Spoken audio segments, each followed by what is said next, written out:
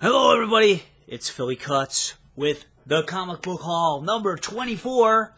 We have a winner in the comic book haul contest. I am going to go with the name suggested by AA Hump Day Haul. Now I'll figure it out by next week if I'm going to put, Philly Kuts' Hump Day Haul or just call it the Hump Day Haul. But we're up to comic book haul number 24. I don't think I'm going to reboot the numbers. I'm just going to keep it going. So next week it's going to be, Philly Kuts' Hump Day Haul number 25. Or Philly Kuts' Hump Day comic book haul number 25. I'm not going to reboot it like DC or anything. So, AA, congratulations. You win the Hellraiser Road Below trade. The one-shot deal. Kirsty Cotton becomes a Cenobite. So just private message me here on YouTube, I guess, your mailing information, and I'll give you like a week or something to get that information to me. And if I don't hear from you within a week, guess what, guys? We'll have a drawing. So that's what we'll do. So hopefully AA watches this video so he can see that he won. Because you got to watch to win, you know what I'm saying? So I did my outreach by mentioning it in the video. Now do your part by watching the video. You know what I'm saying? Alright, people. We got a nice stack of comics. I think it's like 9 or 10. But I want to start out by talking about Marvel Comics and Spider-Gwen. And I'm like, oh my god, man. This Spider-Gwen stuff is getting to be pretty ridiculous. I was at my shop today. It was really crowded. Lots of people buying Spider-Gwen. I was considering it. I was on the fence. But then there's another part of me that's like, I don't really know why there's so much hype around this comic. I don't get it. But anyway. The variant cover, okay? Spider-Gwen, the Use variant cover, which is awesome, which is lovely, which I was thinking about getting until I saw the price. I had no clue. Okay, this is the cover that we're talking about here, which is a beautiful cover. It's awesome. I mean, it's just pretty, beautiful, right?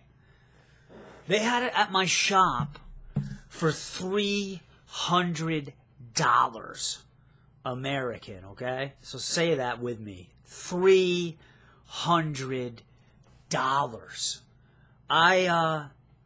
I couldn't believe it. I was like, okay, I guess I'm not going to be getting that comic. That's way, like 75 times out of my freaking price range. And then I got really pissed off, and out of protest, I'm like, fuck it, I'm not going to get Spider-Gwen at all. Maybe that was a little rash of me, but that's just how I feel. I don't get it. Now, I know that it's, variant cover, it's an incentive cover. I don't know, like, what the ratio of the incentive is. And, I'm just shocked. So let me know in the comment section below what you guys think of that.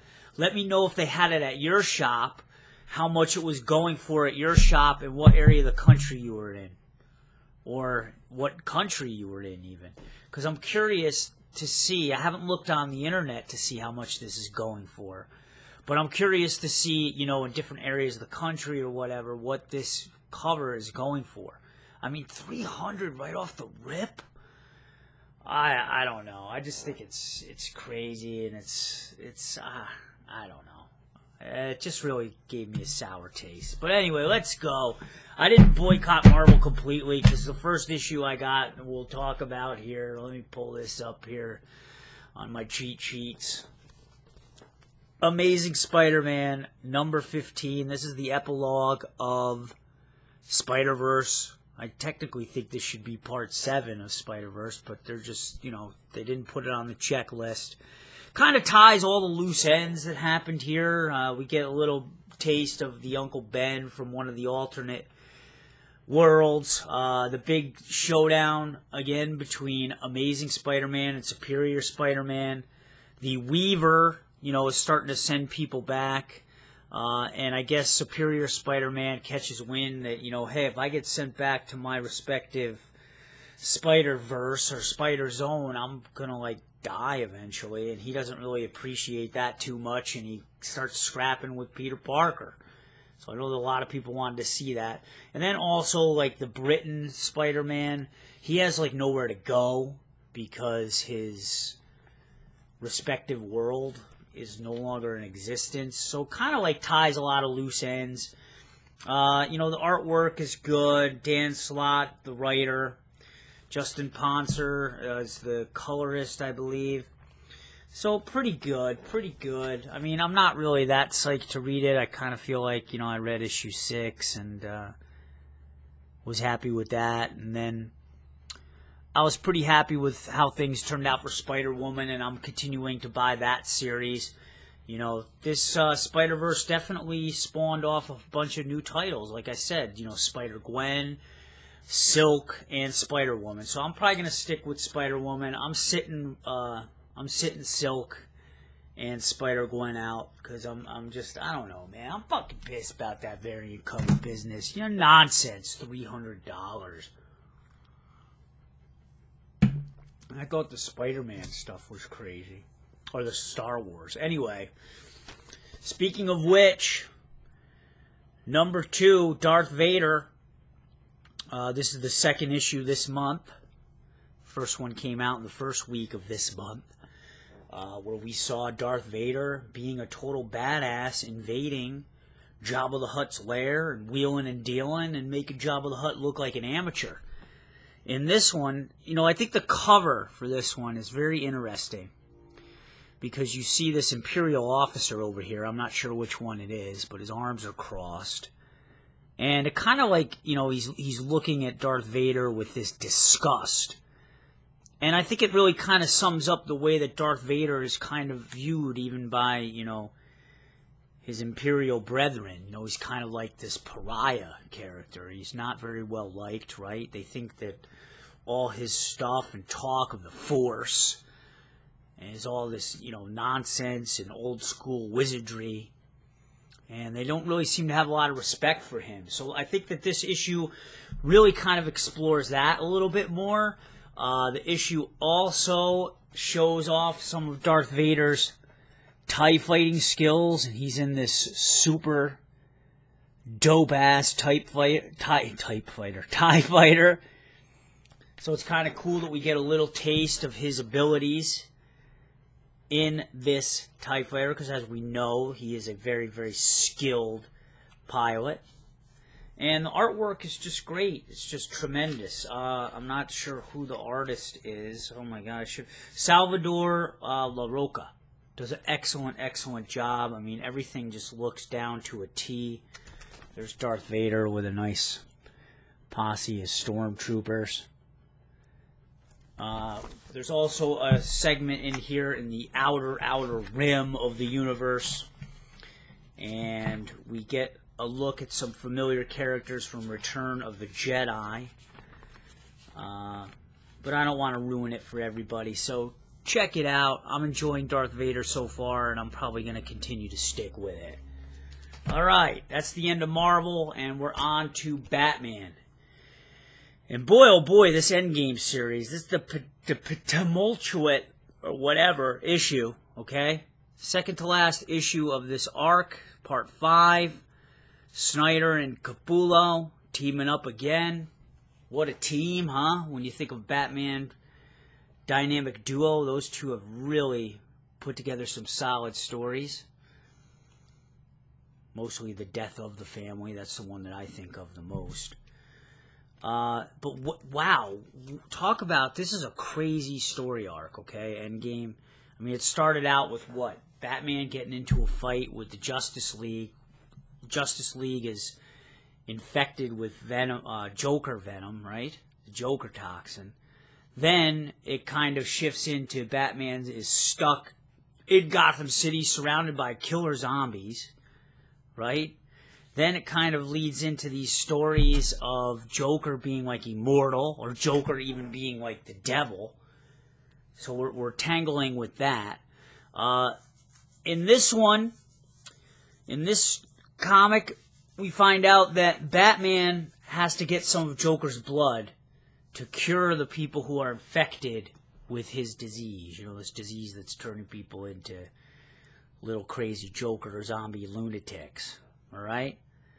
And at the end of issue number 38, there was a big cliffhanger ending where Batman sees the Court of Owls. And in this issue, he needs to find some help from the Court of Owls. He needs to get some information out of these Court of Owl people about the Joker, you know, because this Court of Owls is a secret society that has been around since the birth of Gotham, or a very, very long time. I'm not exactly sure.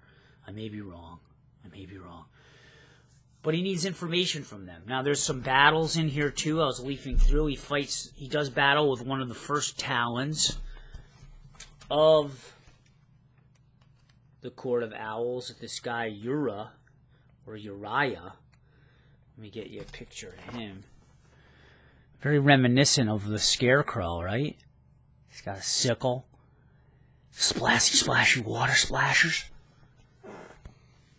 And also, we get a little Joker versus Alfred action. And I kind of don't want to ruin that one, but I don't know. I don't know how good it works out for Alfred, but he gets in a good shot with a shotgun, as you could see, on Joker's face. Joker's pretty face, whom Capullo always seems to have fun making Joker's face more and more fucked up. Now, I don't know what the timeline is on this, because didn't Joker get his face, like, ripped off? He cut off his own face, and in this story arc, it seemed like none of that ever happened. So I'm wondering, is this, like, before all that? Or does Joker have, like, a great plastic surgeon? Or maybe that ties into his immortality. He has some kind of crazy, like, Wolverine healing factor. It's just, like, I don't know. You know, I'm just wondering what is up with that. So, really excited to read this. Then there's also another bonus story at the end of this that has been ongoing. It has to do with a bunch of prisoners, and they too are trying to find out stuff about Joker's origins, and that's called The Last Smile. And they even find this book, The Clown Prince, the story of the Joker. Boy, I would love to read that. But to be honest, I don't really remember that second story too much. I'm more interested in the Endgame story. Alright, Catwoman. This is the one that was on the Keep or Sleep title. I decided to buy another issue, okay? Mainly because of, dare I say it, and I said I never was going to do this, but because of the PhillyKutsProduction variant cover. I really liked it. I really like how bizarre Harley Quinn looks in this variant cover. She looks so, like, freaky. So freaky. Now, this is a very, you know, complex story ever since Genevieve Valentine took over the writing on this. You know, there's a lot of different subplots going on. There's this new kind of Catwoman that's out there who is from the Yakuza, right? The Japanese mafia. Actually, her name is Aiko Hasegawa. I never would have remembered that, so I wrote it down. And her father is the head of that faction of the mafia, of the Yakuza that's in Gotham. And she is kind of an interesting character. And this is going to be a spoiler, all right? Sometimes I do give away some spoilers. But her relationship with Catwoman, Selina Kyle, has been pretty interesting, pretty tumultuous. You kind of wonder where they are going. But in this issue, it looks like, oh my god, do you see that? They're in an embrace. They're kissing. And then she says, was that for me or the suit? I don't know. If we survive this, might be nice to find out. Whoa. Selina Kyle bisexual? I never knew that. Was that ever revealed in any past issues? I don't know. So now I'm like, oh, this might keep me hooked a little bit. I kind of want to, you know, find out where this is going. Like, what's going on? So, it's a stretch, but it's keeping me there. Because honestly, I mean, I I didn't expect in buying Catwoman that it was going to be just her trying to take over, you know, the mafia of Gotham City. I kind of thought it was going to be more like, you know, her on these cat burglaring adventures. And it hasn't. Every issue has just been about her as like the Godfather. It's very, I don't know. It's very confusing, man. I don't know. Because I love Catwoman, but it's tough, you know? It's tough. But I guess that's what happens when you've been out of the comic game for like 20 years. You don't know what the hell's going on. All right, another PhillyKutsProduction variant cover, DC, Sinestro, Colin Bunn, the writer. And look at this. She's giving Sinestro a haircut. That's her up in his V. You see that? I don't know. I thought that was really cute. I thought that was really funny. I had to get it. I like Sinestro anyway. What's going on in the world of Sinestro? Well, Sinestro is doing battle against the Mongul. He is this great, like, demon, powerful overlord kind of guy. They have a history. He's really pissed off at Sinestro. Also, the Apex League is involved in this as well. He's teamed up with Mongul. And Sinestro's in some deep shit in this issue. He actually ends up getting captured by Mongul and this Apex League. You kind of learn a little bit more about why Mongul is so pissed and upset and wants to try to take over the Yellow Lanterns. Before Sinestro gets captured, he lets out this distress beacon to the Yellow Lanterns. Will the Yellow Lanterns come to his aid? Will they believe that their leader is captured like this? And I just love, you know, the way Colin Bunn writes in this story. I just love everything about the Green Lantern universe and stuff that's associated with that. And I'm really surprised how much I've fallen in love with Green Lantern and the universe and all the things associated with it. Especially Sinestro. I'm very enamored with him, and I think that Colin Bunn has done an excellent job of, you know, fleshing out a very complex character, you know, this villain, but he's kind of, you know, adding some touches of sympathy to him, you know, some sympathetic touches, and he actually is an honorable man in his own strange way, you know, and he kind of has this very strict code of honor. So I'm really looking forward to it. As always, the artwork and the coloring in these Green Lantern books or Green Lantern related books are great. Here's a little panel of Mongul and Sinestro mixing it up. I mean, look at it. Even freaking Sinestro's hair is getting messed up. I mean, you never see that. Mongul's a tough cookie, dude, and he's pretty smart. So if you're looking for an interesting battle and you're looking to jump aboard, maybe this will be a good time to start. And this story arc actually started one issue ago, so it won't be much for you to catch up. Alright, this is an exploratory buy. Red Lanterns. Now, I know that this is probably going to be ending. I think it might be next issue, although they made no indication of this. But I think it's ending next issue because DC is going to be starting up that Convergence event. I don't know much about Red Lanterns other than what their leader is from Sector 666, Atrocious. Atrocious is the leader of the Red Lanterns. I know that Guy Gardner has a lot to do with the Red Lanterns, but I haven't read a single issue of Red Lantern yet. But I am thinking about buying the trades. I was thinking about going on cheapgraphicnovels.com and purchasing a bunch of the trades. Now, there's a fucking killer baby in this that's possessed by some creature, and he ends up doing some battles with Guy Gardner. And there's some, like, really funny panels. And I love the opening panel here. There's the baby freaking base knocking him right out of the universe. And I love what it says. He's like, I fought gods, intergalactic bounty hunters, conquerors from another universe, an army of undead monsters. I've gone toe-to-toe with the damn Batman. Today makes it all seem easy. Today, I got into a fight with the baby. and I got my ass solidly kicked. And that right there, I opened that up at the comic book shop, read that, and I was like, I gotta find out what's going on here. And it turns out there's this other creature, this nefarious-looking demonic monster.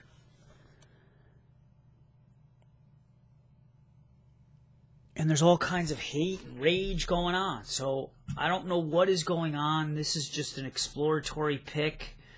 Let me read you what the official teaser is from this comic, if I can find it. Oh my lord. That's Sinestro. The rage left behind by Earth following the Atrocious War, or Trocidius, I can never say his name, is spreading and in danger of erupting at any moment. Guy is determined to purge the world in order to save it, but can a man looking to stop a primal force can a man looking to die, stop a primal force on a heavily populated planet? So I guess this bearded fellow has a death wish. And he certainly is finding it with this baby. A school bus throwing fucking baby. And Superman's looking at him like, damn, I couldn't do that when I was a baby. At least I think he is. That's what I'm pretending that he's doing. Anyway. Nightbreed, number 10. And I'm thinking that this comes out like every 2 weeks because I've only been collecting comics for like 5 months again, and they're up to 10, so it has to be. Thank God this has started to pick up. Now, the first like 8 issues of this series were all like background stories, and I was getting like so sick of it. You know, I love Nightbreed, the movie. This series, I guess they kind of did background stories for all the major characters in about the first 8 issues. Then it got up to the point where the Nightbreed movie started. And they told you, go watch Nightbreed, the director's cut, to find out what happens next. And then from issue 9 and 10, it resumed. Now, if you watch Nightbreed, like I asked you to, I don't think anyone did, but check it out. It's a great movie. I like it. It's a little dated with the special effects, but it's still good. This group of monsters and freaks, they live in this place called Midian, and it's actually in a cemetery. It's like an underground city in a cemetery, and it gets destroyed due to prophecy, due to the main character, Boone, who is bitten by this guy, PhillyKutsProduction. Let me see if I can get a picture here. This guy, PhillyKutsProduction, okay? He ends up biting Boone when he's a human and transforms him into Nightbreed, into one of these creatures.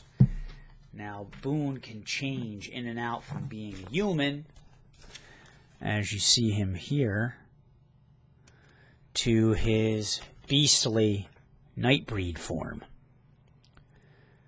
Anyway, he's the prophecy. He's their leader, but part of the prophecy is that he brings doom to Midian. So, the last issue and this issue is the Nightbreed trying to look for and find a new home. They need to find a new Midian. And Boone has been kind of absentee since Midian has been destroyed. And he hasn't exactly been helping the Nightbreed find their new home. This is causing members of Nightbreed to lose faith in him. So now there's kind of these tensions forming and maybe some factions. So I'm interested to see where it goes. The Berserkers get unleashed in this issue as well, which is really interesting. I don't know, the Berserkers are this like lower form of Nightbreed, like these Hulks, like they're just like brutes. They're just straight up aggressive monsters. And these brutes, these Berserkers, looks like they end up getting in a fight with Boone.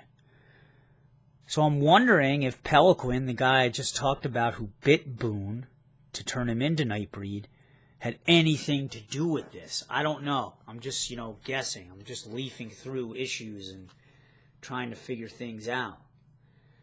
But, you know, the one thing I am disappointed with, too, in this series as well is that Decker is dead. You know, they never developed, or at least as far as we know right now, Decker, who was the psychologist, he was Boone's psychologist, Aaron Boone's psychologist in Nightbreed, and he actually was a serial killer. Decker was a serial killer, and he ended up pinning the murders that he committed on Boone, and he actually convinced Boone that he committed these murders. And it's really interesting. I don't want to give too much away about the movie, but he wore this sinister-looking mask. It was like a skin mask. That's the deranged preacher, Ashbury, who's all screwed up and hell-bent on revenge. He has Decker's head right there. But if you watch the end of Nightbreed, I can't tell you guys. I can't. Because the original version of Nightbreed and the director's cut, the endings are totally, totally different. So I'm just going to leave it at that. I'm not going to spoil it. Check it out. There's 2 different versions of Nightbreed. You know, do yourself a favor. It's on Netflix. The director's cut. Check it out. All right? All right. One of my favorite comics since I started collecting again has been Colder the Bad Seed. We have Paul Tobin and Juan Ferreira teaming up for this. It's just an awesome issue about Declan, who's the protagonist, and his descent into madness. He's been roaming around, trapped in the hunger world. His girlfriend, his faithful girlfriend, Reese, has been trying to help him. She's been going through hell and high water, dealing with Swivel, who is this deranged, old-school, like, farmer. And it seems like in the beginning of every issue, we see the levels of depravity and vileness that Swivel does to collect his fingers. He needs his fingers so his garden will grow. He's trying to reap insanity. He needs these fingers. He needs the fuel. He needs the madness to grow. Actually, I'm just guessing. But in this issue, supposedly we learn more why Swivel is doing what he's doing.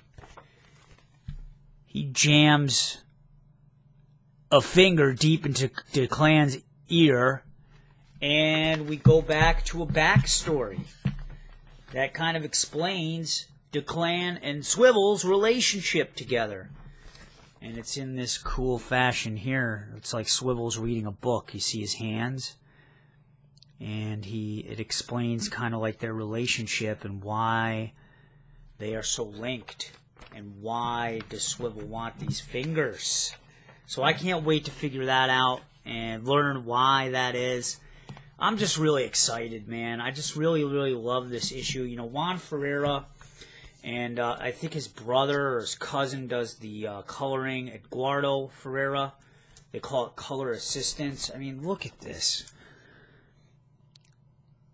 I mean, it's just so cool, man. The pop and the facial expressions is what I really love, and the different kinds of faces. I mean, Juan Ferreira is great. I mean, I really fell in love with Juan Ferreira from the Prometheus Fire and Stone. That was my first exposure to him. He's just a great, great artist, I think. He's starting to become one of my favorite artists. And then here's a little look at Swivel. Just a wicked-looking man. Or beast, whatever the hell he is. Look at him. He's in ecstasy, man. He can't get enough of these fucking fingers. It's all that he ever talks about. And the guy is just vicious. He won't stop. He will not stop. You get great stuff like cleavers to the head in here. But it just doesn't hurt Swivel. He just keeps coming back. So I'm telling you, do yourself a favor. This is the last story of the arc.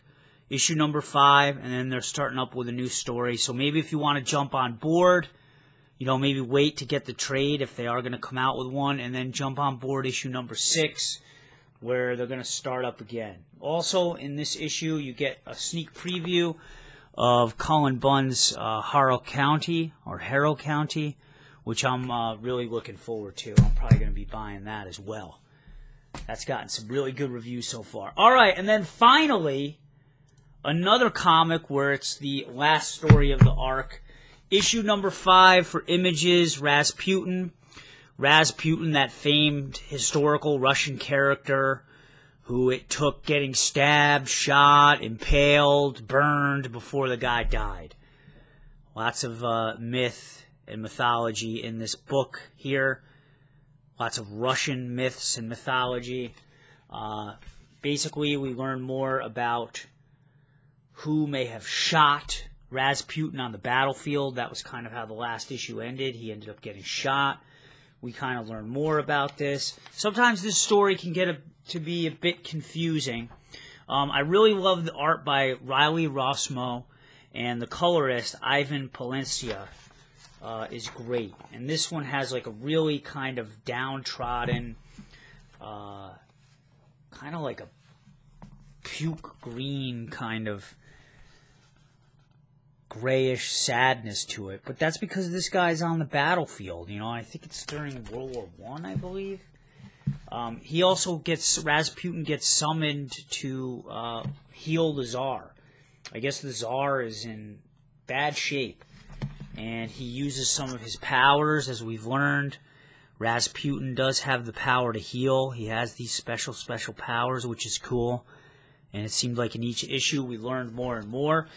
This is kind of like a sleeper comic. You know, at one point I did have this on the keep or sleep status. I think around issue number 2. And that was because there was like hardly ever any dialogue, and it was very bizarre. There was hardly any dialogue. If you get the first issue of this, if you pick up this first issue, there's like no dialogue. It was weird. I felt like I was like reading The Bear. You ever see that movie The Bear? Where there's like no dialogue in The Bear. Great movie though. But it took me like 3 minutes to flip through it. Not even. And, you know, you're spending $4 and you're hoping that you can get more than 3 minutes out of it, right? I mean, that's pretty freaking expensive. That makes the movie seem cheap. And, well, I don't know. It definitely got a lot better. It definitely got a lot better, and I'm going to stick with it. Now, this comic, after this issue, is going to go on hiatus until June. So, you know, may give you some time to catch up and get those first 5 issues.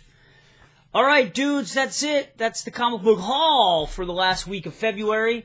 I want to thank everybody who tried to guess a name to name my comic book haul. So next week, it will be the Humpty Haul. Philly Kuts the Humpty Haul. Humpty Comic Book Haul. I don't know, I got to figure it out, but some variation thereof. And I'm just glad, you know, that this is growing, and I appreciate all the support from all you guys. And I'll probably be doing a shout-out video soon, all right?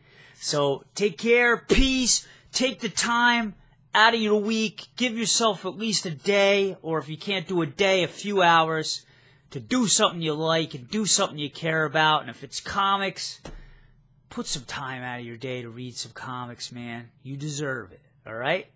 All right, guys. Peace. Have a great day.